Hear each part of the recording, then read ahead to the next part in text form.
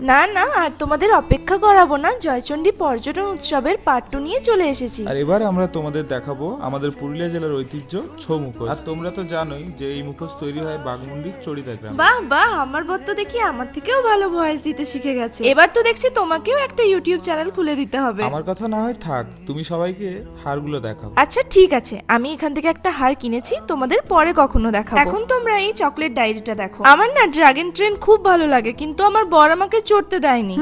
Dragon ট্রেনে পরে চড়বে, আগে তুমি ভালো করে বার্গেনিংটা করো। এরপর আমরা এখান থেকে বাদাম ভাজা নিয়ে তারপর ফুচকা খেতে গিয়েছিলাম। আর এই দেখো দুটো টেডি একে অপরের দিকে দেখছে, আর দেখতেও অনেকটা একই রকম। দেখো তুমি আমাকে এরকম বললে তো, আর নিজে এসব কি ভিডিও করেছো বাচ্চাদের মতো। এরপর আমরা অনুষ্ঠান দেখতে গিয়ে অনুষ্ঠানের কম আমরা নিজেদের বেশি ভিডিও করেছি। এই গ্রুপটার নাম জানি না, তবে ওরা খুব ভালো ডান্স করছিল। মেলার ভিডিও এখানেই শেষ নয়, দেখা হচ্ছে তোমাদের সাথে আবার নতুন একটা ভিডিওতে। বাই।